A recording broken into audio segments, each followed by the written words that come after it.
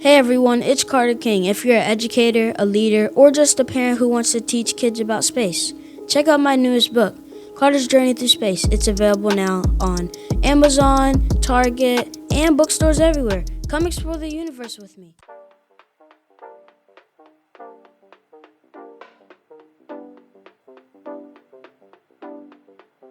Welcome to another episode of the Contagious Culture Podcast. I'm your host, Kyle King, and the goal of this podcast is simple: to help you create environments where people thrive.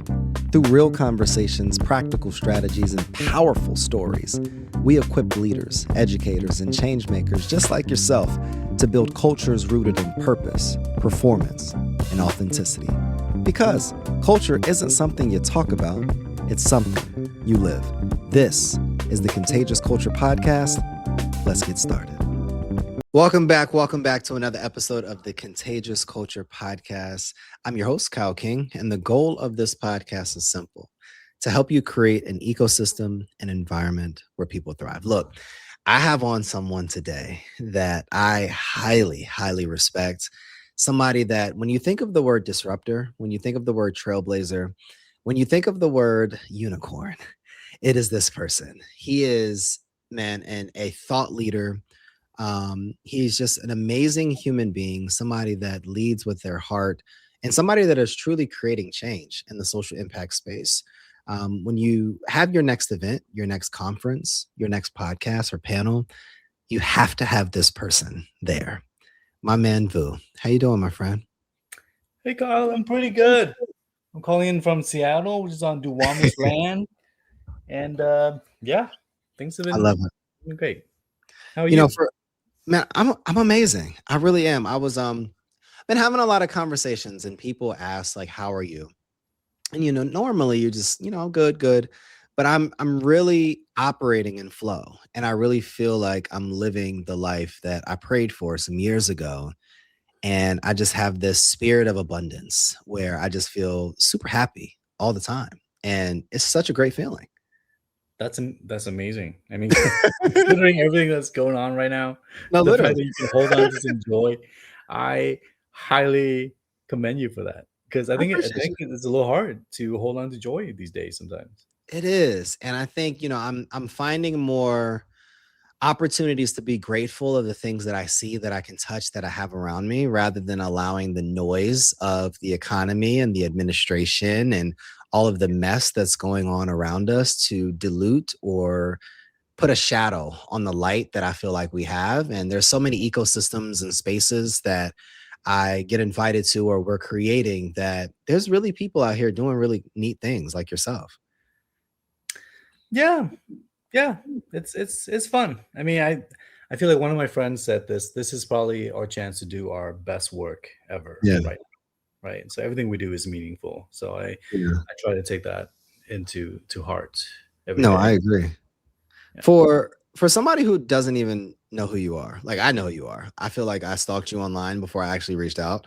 How would you describe who you are and the work that you're doing? Yeah, I am more like a rabble-rouser type. I like to just like when people get. I think someone says, "What is it to afflict the comfortable and comfort the afflicted." Like Mm, I kind of want to take. I think maybe it was MLK who said that. It's like our responsibility, yep, right? People who are too comfortable, we need to like. Why are you so comfortable? Is it that's because good. you're hoarding wealth? What's going on? That's good. Right? And the people who are afflicted, they're like suffering because of these oppressive systems. Then we try to figure out how to help them. So that's kind of my sort of guiding light, I guess, philosophy. Let So me I, let I write a me blog. I guess maybe that was the question. I write a no, blog called Nonprofit AF. and you wrote a book that is, I will say, very spicy, but it is it's one of those it's one of those books that I'm just saying what y'all are thinking. And I was courageous and bold enough to write and say the things that I feel like are so necessary. And every time I talk to you and read your posts and read your blogs, I'm just like, man, just the courage and the boldness to be able to actually release these thoughts. Like, can you just from a human level, what did it take for you to build that courage and boldness to be able to say the things that we actually needed to hear in the nonprofit sector? Yeah, I mean, some of the things that I say, I guess some people would think controversial. For example, when I talk about fundraising in the nonprofit sector, right? Yeah. Fundraising, we are told that we're supposed to treat donors like heroes, that we're supposed to be constantly thankful to them, and to have this attitude of gratitude, which Mhm. sounds great because it rhymes. Right? And so like, and I just came along. I was like, why are we doing this? A lot of wealth in this country has been built on like stolen indigenous land and slavery That's good. and tax avoidance That's good. and worker exploitation, environmental degradation. So a lot of companies and a lot of wealthy people shouldn't even have all this money, much money in the first place, In the first place. right? So they're hoarding all this money that they shouldn't have, and now they're giving a tiny amount of it back to people, Mhm. and then we're expected to write them handwritten thank you notes. That's good. There's something wrong with that. There And is. so I just try to point that out, and a lot of people are like, I thought the same thing. I just couldn't say that because it doesn't rhyme, like the attitude of gratitude or whatever. Oh, I have so many questions, Boo, Yeah. and it's gonna get there. We're gonna get there. And I've been so excited to have this conversation because when you bring that up, I think of just this one question that's burning in my head: is philanthropy helping communities, or is it quietly maintaining control over them? Oh, you're just gonna go straight there, Kyle. Let's just go there. Let's just do it. Well, if we're gonna get philosophical, then it really depends on how we define philanthropy. Hmm. The way that a lot of communities define philanthropy is not the way that white people in power right now define philanthropy, right? Philanthropy it means like the love of mankind, the love of the human beings, and in many of the communities, in many cultures, we practice philanthropy in different ways. Like I remember growing up in Vietnam, right? And when someone dies or someone, like the community gets together to help pay for the funeral That's as good. an example of philanthropy, That's right? good. So community helping one another, that is philanthropy. So that type of philanthropy has always been helpful, has always been how many cultures from like oppressed backgrounds, more on the margins have survived like white supremacy and capitalism That's over good. decades and decades. It's because Yeah. of philanthropy or love of one another. But Yeah. over the last couple of decades, philanthropy has been corrupted towards this model where it's like rich people hoarding resources, controlling, avoiding paying taxes, and then getting to dictate what are the issues that they Mm. care about that then society now has to work on. Like if That's rich good. people are like, oh, I care about like Yes. puppies and whatever, then I'm gonna focus on that. Or when like my kid has a disease and now I'm going to care about this disease, I'm just going to give all my money to this. Like it's not to say that these causes are bad or whatever, but the idea that a select few people, a few rich people get to determine which issues all of society now has to pay attention to, like, no, that is not good for community.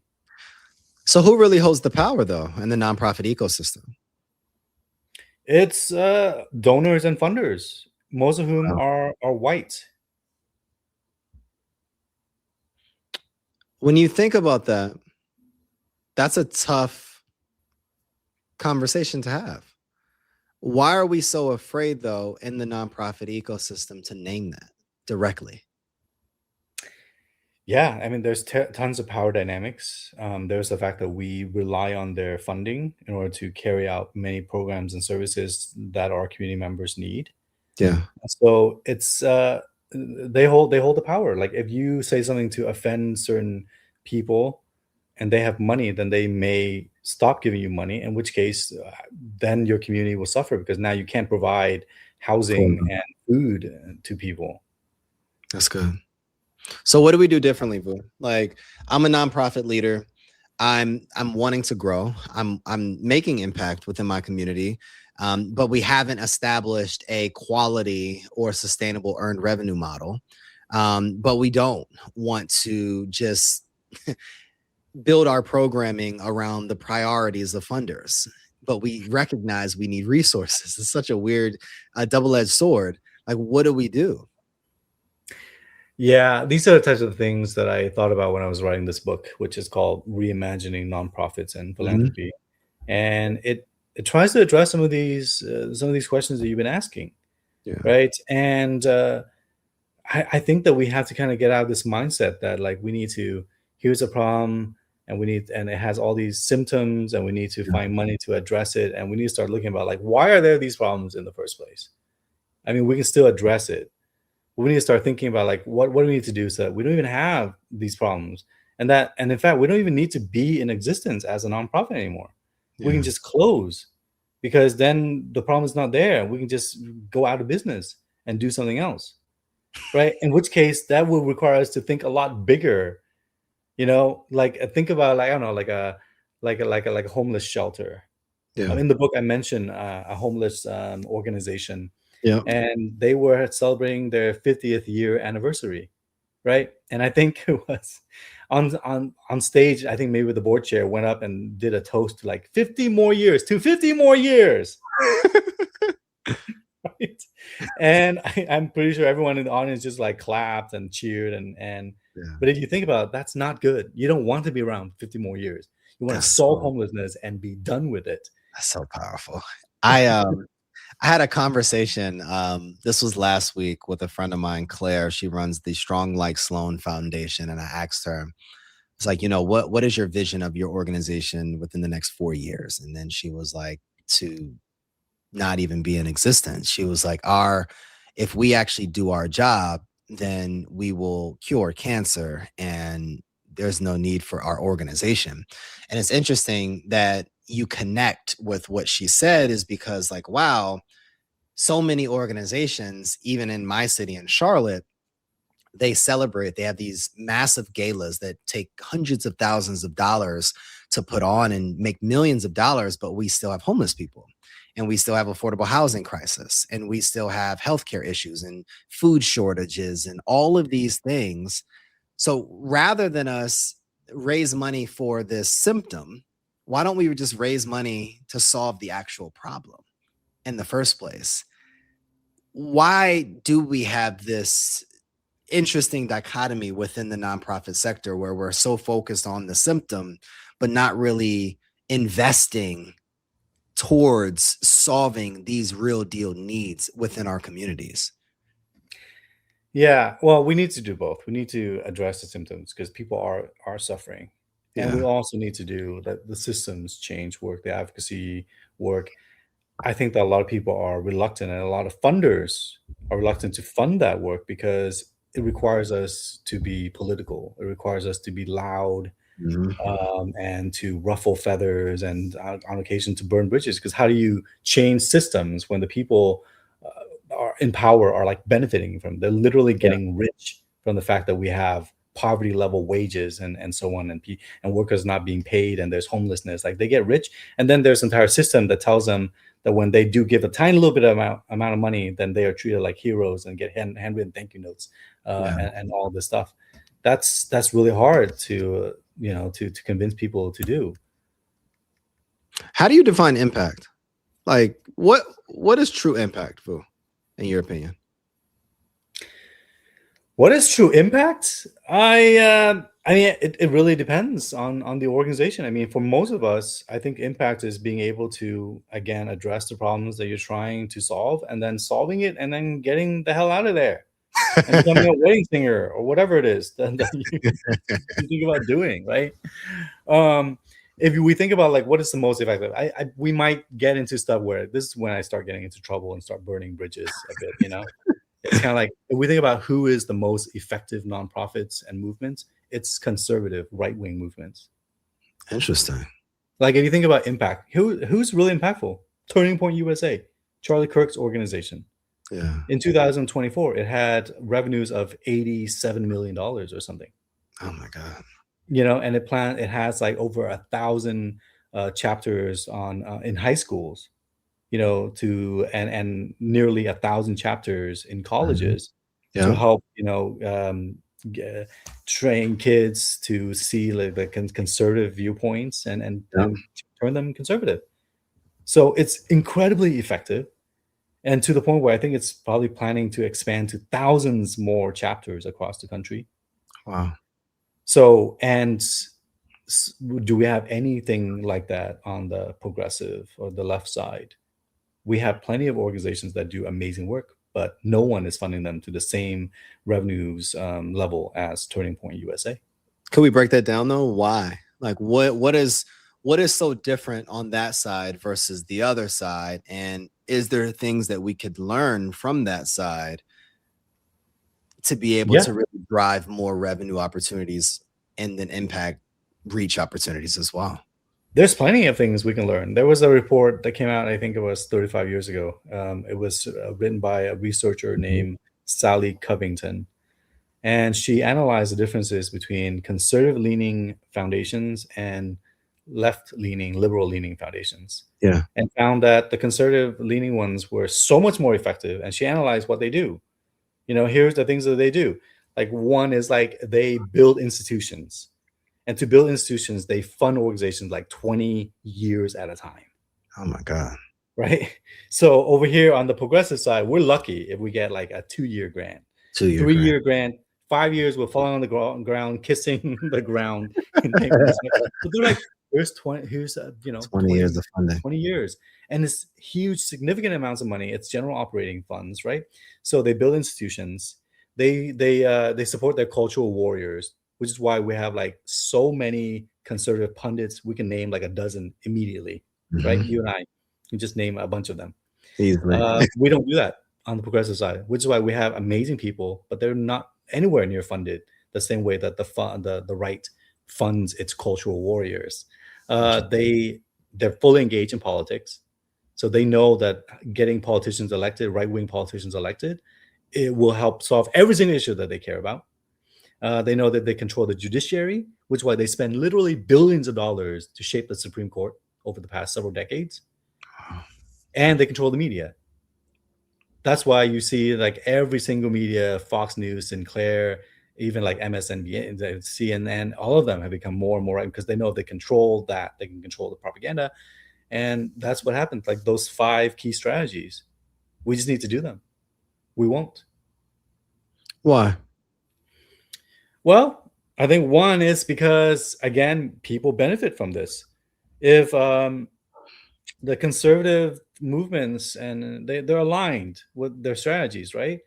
Whereas on the progressive side, if we actually accomplish what we set out to do, it would actually create an existential threat to many of the people in power who would give money to do this in the first place.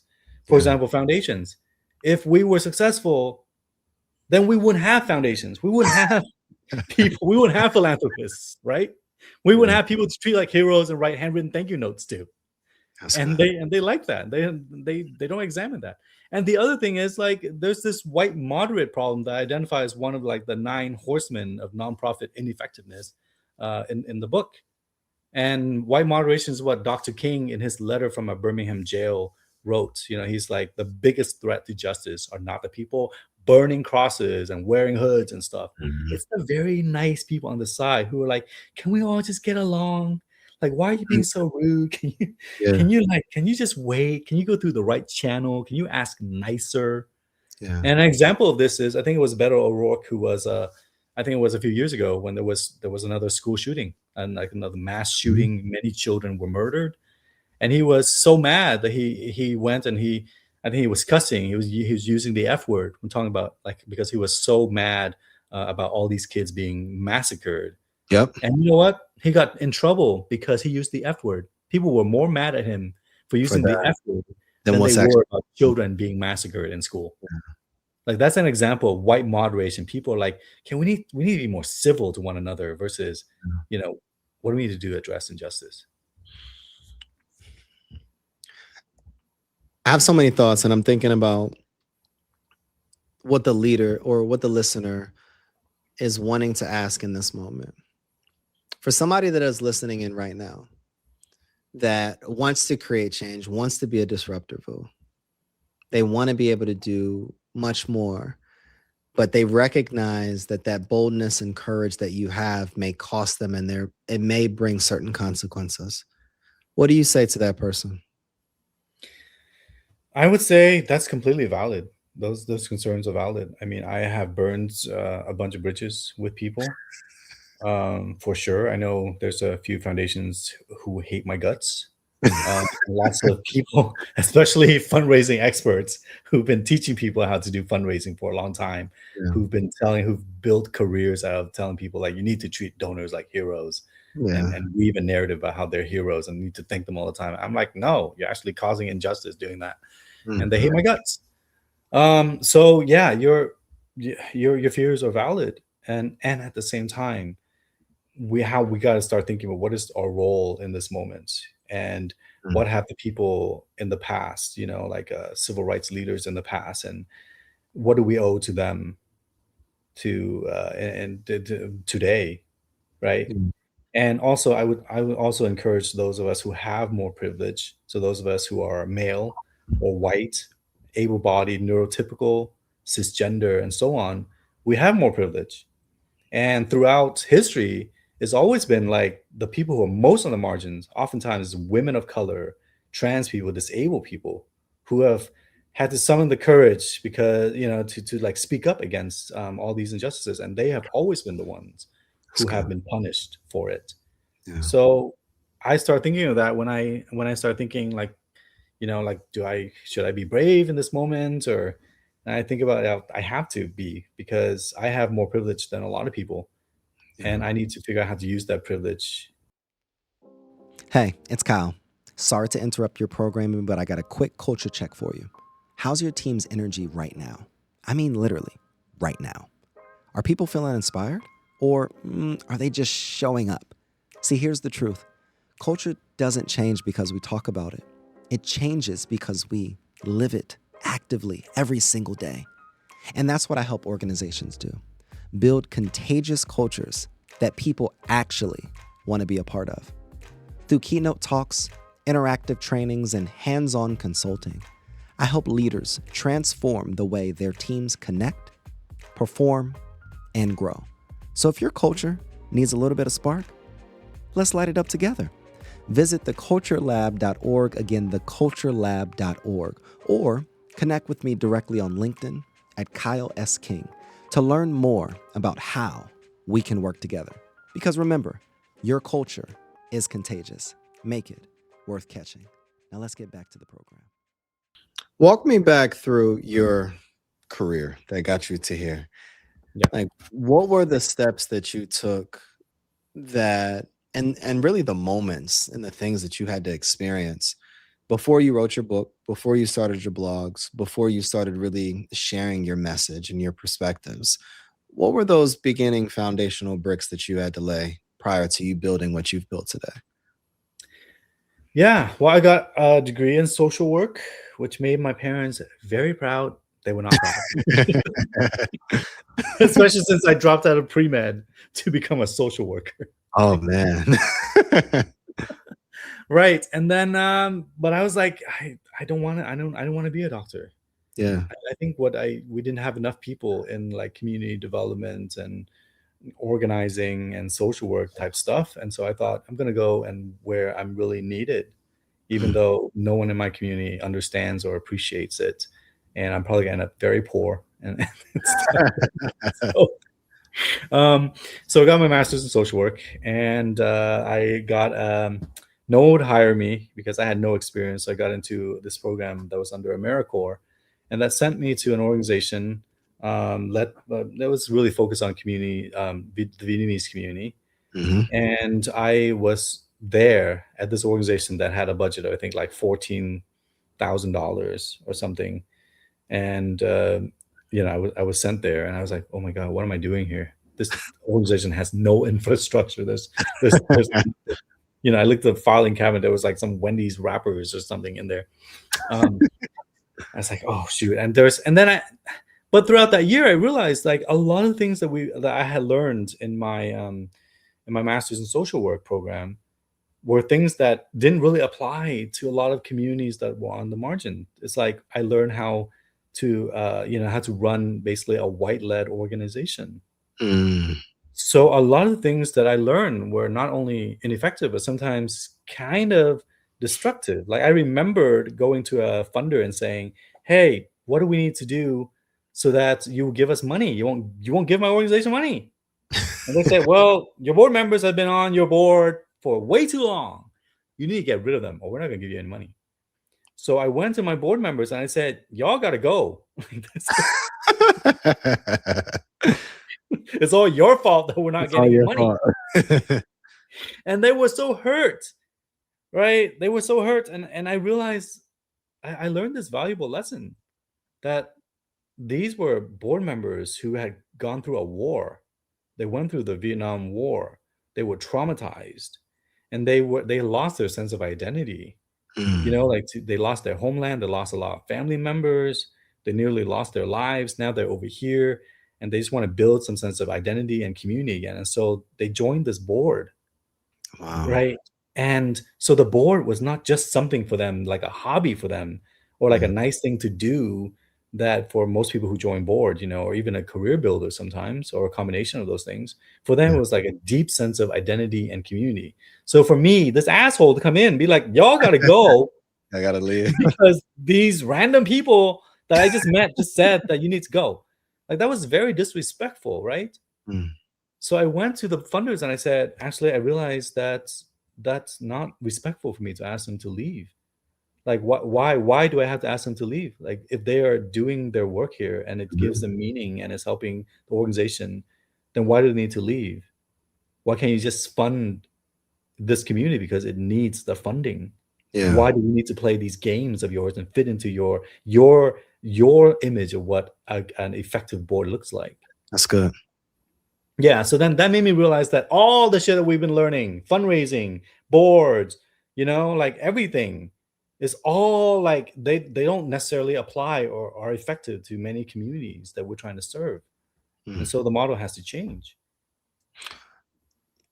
If you could design a model that we started to implement within the nonprofit sector starting tomorrow, what would it look like? Oh, Kyle, I mean, that's very I know it's a complex question. To distill some stuff down, into this, into like a simple model. In the book, Reimagining Nonprofits and Philanthropy, I kind of go through, okay, this is what fundraising should look like. This is what boards should look like. I mean, like talking about boards, for example, like, do we need to have this same standard board model? Do we need to have Robert's rules with the I motion this and I second, blah, blah, blah, That wasn't designed for a group of 9 people.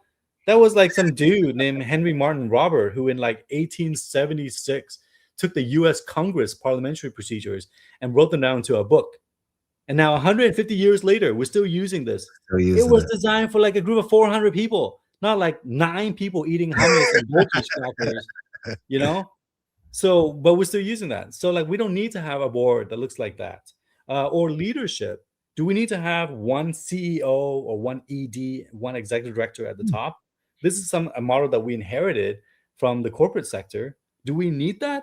And a lot of people are saying no. So they're starting to move towards co-directorship or flatter structures where there's like no leadership at all. And everyone has a different, like a dynamic with one another. Interesting. Right? Can we expound on that a little bit more? Like, I'm interested in that one. Co-leadership, flat model. Talk to me a bit more about that. Yeah, well, my last organization called RVC was experimenting. We were reading a book called Reimagining Organizations or something like that. Yeah. Dang it. I should probably know the name of this book because we spent so much time reading it. It was by a guy named Frederick Laloux. Okay. And he was talking about like these new sort of like new models of organizations and what we need to do. And and it was like distributed leadership. It was about like flatter structures. It was about self-management. It wasn't about like hierarchy of. And one of the hallmarks of it was like this decision-making model called the advice process, where if you are in charge of that area, then you're the person to make the decision. And I, as the executive director, can't veto you and your decisions. As long as you do a couple things. One is you check in with everyone who will be affected by your decision, and you check in with the people who have knowledge that can help you make the best decision. But once you get those things, then I can't veto. Like, so if you were my fundraising, lead, right? And you're like, and you decide, hey, Vu, I'm going. I've decided we're gonna have a pajama party for major donors. Okay, anyone who gives over $1,000, they're gonna attend this pajama party. Right? Yeah. Well, I'd be like, that's a horrible idea, but I can't really say that. I'd be like, Okay. okay, well, did you check in with people who will be affected by this decision? Did you check in other staff who might have to help you with this? Did you talk to other people who've thrown a pajama party for major donors before? And if Wow. you're like, yeah, I have done all those things, I did my due diligence, then I like can't say, I'm sorry, Kyle, you can't do that, you know? That's interesting. So yeah, it's fascinating because like if you think about it, why we hire other staff, we hire HR staff, program staff, because they have stuff that we don't have. We don't have Exactly. the skills or the experience, right? If I'm hiring an HR person, it's probably because I don't have the HR experience. So why, just because I'm the executive director, I get to veto what they say, And even that's though where I hired the challenge comes in, because we hire an executive director, in my opinion, for leadership, for guidance, for vision. them. But then we have that person that's not an expert in HR, or not an expert in branding and marketing, and not an expert in finances. And we can't expect that executive director is an expert in all of those other realms. So I love that Yeah. model. I'm interested in No. that model. Well, if you think about it, this idea that the higher up in the model and in the hierarchy that you are, Yeah, somehow you have the right to veto everyone else beneath you. that's good. And it makes no sense. And you think about it, like it's not just in work, it's about philanthropy too, Hmm. right? Who are the most powerful people? It's like these board members of foundations, right? So Yeah. then they're like the most powerful people. So then they're like, well, this year we care about early learning, Mm, or whatever it is. So now we're going to force everyone to align, right? But that doesn't make any sense when it's like the people on the ground, the community members who have to live their lives every single day in these unjust systems, who would know what they need the most. yeah, So why don't these powerful people actually trust the people on the ground and saying, hey, we listen to our communities and we're just going to go and follow their lead. This is what they said that they need. We're going to fund that. They don't do exactly. that. Just for our listeners, the book that Vu mentioned is Reinventing Organizations, a guide to creating organizations inspired by the next stage in human consciousness. Is that the book, Vu? I believe it is. Okay. Frederick Laloux. Yeah. Yeah. Yeah. Perfect.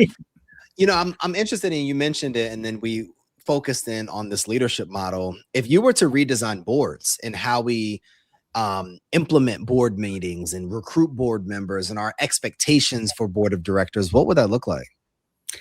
Yeah. In the book, in chapter, I think it was maybe chapter 4, when I talk about Yeah. boards, I talk about one of my biggest mistakes ever was how I took this amazing board.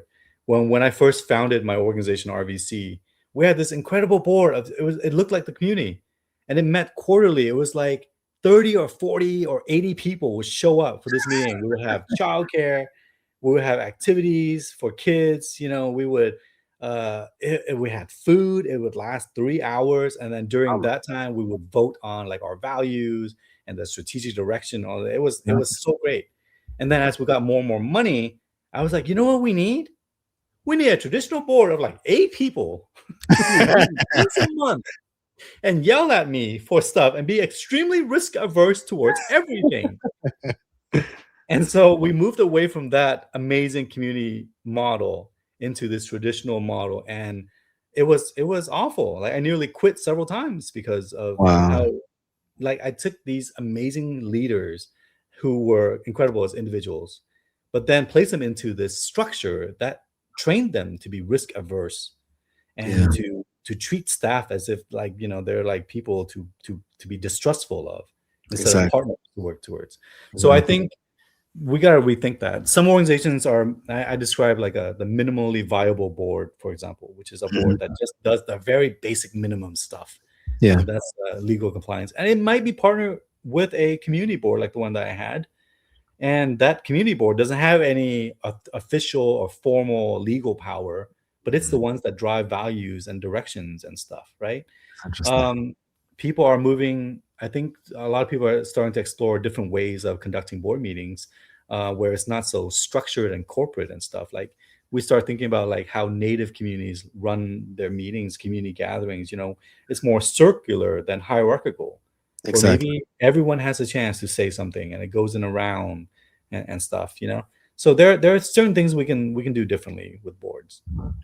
One of the early conversations that we had, I saw one of the videos that you posted. This was a little while ago, and it was like, look, we need money. Like we don't need more strategy. We need money. We don't need more of this and that and that. Like, we need money. Can you expound on this? Is a twofold, I guess, question. The importance, obviously, of capital within organizations, but why nonprofit leaders or just individuals in this space just don't ever want to really have these real conversations about the importance of money in their organizations? Yeah, it's well, first of all, funders don't want to give out money. At least the progressive leaning funders don't, because they believe, I think in many ways, it's this lack of imagination. They don't think that we're Mm, able to solve these problems and then not be in existence anymore. So they constantly think that the future is going to be bleak, and so they that's need to good. save up for it. So That's good. that's why most foundations only give out 5% of their endowments every year, and they hoard 95% of their endowments, to save up for the future. Wow. So this very scarcity mindset has then trickled down to nonprofit leaders, who have over a long period of time start thinking, oh my gosh, there really isn't enough money to go around. We got Mm, to start being like scrappy and not ask for too much and stuff. mhm. And so over decades, that's what happens. Create this learned helplessness, this lack of ambition, and I think to the point where we forget what ambition even looks like. What does it Uh, look like? well, in the book, I talk about Juicero, which is probably one of my favorite stories to tell. Juicero was a Wi-Fi connected juicing machine, everyone, okay? It came out of Silicon Valley. It was $700. And you buy this Wi-Fi connected juicing machine, and you have to subscribe to these proprietary packets of cut up fruit and vegetables for $7 each. You take out one packet and put it into this machine, and it squeezes out one glass of juice. And Bloomberg Media did an investigation where they took the packets and squeezed them by hand and got almost the same amount of juice and faster. So they wrote about this, and Juicero basically became a laughingstock and went bankrupt immediately, which is why many of us haven't heard about it. But you know what? Before they went bankrupt, they had $125 million or more in venture capital. Oh my They God. were out there boasting about how much capital they were getting. They were boasting about how they had 50 full-time engineers and food scientists working to design this Wi-Fi connected juicing machine. That's what ambition looks like. All right. But meanwhile, in our sector, we're like, can we please get $19 to end poverty? And the funder's like, we'll give you $1 We'll give you because one we're dollar. saving up the other $18 in our endowments for future poverty and stuff. How do we solve problems when this How is do how we've been we- trained to think? I want us to have the audacity of a Wi-Fi connected juicing machine. I want Mm, everyone who works in nonprofit to like add a 0 or 2 to their budgets, to their asks of funders. Because if we're going to solve homelessness and poverty and racism and all this stuff, we're going to have to be a lot more ambitious. We're going to have to be a lot more imaginative than we have been. yeah. I love that perspective. It reminds me of a good friend of mine, Lindsay Fuller, out of Southern California. She's running an organization called The Teaching Well, and she talks about that a lot with funders. Like, $15,000 is not going to be able to help me. So I need another zero. Like, I need 150. I need $1 million to be able to really drive change forward in this field. Um, you For 20 know, years, ideally. Yeah, per for 20 year. years, multi-year funding, unrestricted. Vu, there's so many leaders that are listening that have so many thoughts, so many perspectives, and even listening to you. What's your advice? Like, how can, in a few sentences, in a few words, how can we approach this thing differently so that we can actually create a system that works inclusively for everyone and really be able to create an equal balance of power? Yeah, I would say one of my friends says something, and she said, this is all made up. She said, no, that's what she said. This is all made up. Everything Oh. is made up. Like all these rules about boards and fundraising and all, it's Yeah. all made up. It's made up by people. And what that means is that we can make up other stuff that might be better. What we're not beholden to these rules here. So if you're like, I don't want to do Robert's rules. Well, no one said you have to do Robert's rules. It's not a legal requirement saying that you have to use Robert's rules. That's true. Or, I don't think we should have just one ED, because I mean, EDs are burning out all the time. Nonprofit leaders burn out all the time because you have one person who's has to do all this stuff. Well, who says you can't have like two directors? In many corporations, for example, they would have like a CEO and a CFO and a CTO and a COO. We just take all those positions and roll them, squish them into one person. Right. And then we wonder why they burn out here. Yeah. So no one says you only have one person leading the organization. Why not have two? Why not have zero? It's all made up. So that's one thing, is really being able to free yourselves from this idea that many of these things are immutable and unchangeable. Like things are changeable. There's only a few things that you can't really change. I think about, for example, over the past couple of years, nonprofits have been threatened with like having their 501c3 tax status removed because they talk about DEI or whatever, and all these nonprofits like, oh my gosh, no, we're gonna get our tax status removed. That's scary. Yeah, I mean, it can be scary. Sure, I'm not gonna dismiss people's fears about this, but should that stop you? What is the 501c3 tax status? If you get your tax status removed, you can still do work. You can form an LLC. You can form a church. It's actually really easy to form a church. You can form a church right now and continue doing what you've been doing. Because it's all made up. You can follow like the Church of Kyle King right now and just keep doing your charitable work. And people can still take tax deductibles for their donations. Wow. Right? So we got to start thinking a lot bigger and start realizing all this stuff is made up. I want us to be less deferential and more angry and more organized. A story that I tell in the book on the chapter on advocacy was like, there was a colleague who told me that, in this audience I was giving a keynote to, that every year the local newspaper in her city publishes a list of the 10 organizations with the highest overhead rates in order to name and shame them. Like, look at these horrible organizations spending all this money on overhead, on staff salaries, instead of it going into the people and stuff.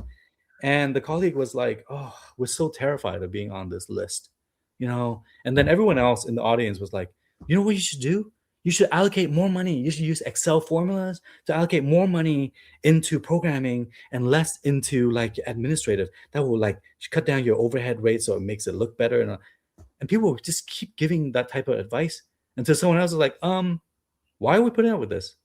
Why don't we all organize and write an op-ed to the local newspaper jointly and saying that this is actually really terrible. It's not helpful. It's destructive. It's ignorant. It's toxic. Yeah. Why don't we do that? And everyone's like, oh my gosh, that's a great idea. They just didn't even think about that. Yeah. We don't think about like, how do we organize better? Instead, it's always been like, how do we endure all the shit that's put on us? That's good. So start organizing. Well, this conversation has inspired me to start fighting more intentionally, more often, and harder for the things, for the people, for the causes, for the communities that I even care about. So I appreciate you for that. Where can people find you? How can people continue to engage with your work and just support you as you continue to push these initiatives forward? Oh, thank you, Kyle. I have a blog called Nonprofit AF, which stands for Nonprofit and Fearless. I'm on Instagram, also at Nonprofit AF, and on Facebook. I don't know. I might start maybe a stand-up comedy show at some point, maybe, and pitch it to Netflix. If anyone has connections to Netflix or one of the streaming services, let me know. I got you, Vu. I got a contact. I got a guy. Look, anybody listening right now, this is Vu Lee. He is amazing, as you can hear. He's doing inspiring work. He is an author, trailblazer, disruptor. And he's somebody that is a trusted voice in the social impact industry that we need to learn from. Let's commit to doing things different. Let's commit to not following the rules, breaking some rules, breaking some barriers so that we can be able to build bridges for our community. If you're a listener still listening in, one of the questions that we always ask is, what type of culture are you spreading? The energy you bring is the culture you create. This is another episode of the Contagious Culture Podcast with Kyle King and Vu Lee. And thanks for tuning in to the Contagious Culture Podcast. If this episode challenged or inspired you, hey, take a second to share it with someone who's building culture in their world. Make sure to like, subscribe, and leave a review. It helps more leaders, educators, and change makers just like yourself join the movement. You can connect with me on LinkedIn or YouTube at Kyle S. King for more tips, tools, and methodologies to be able to help you create this ecosystem of absolute excellence. Until next time, lead boldly, live intentionally, and remember, your culture is contagious. Make it worth catching.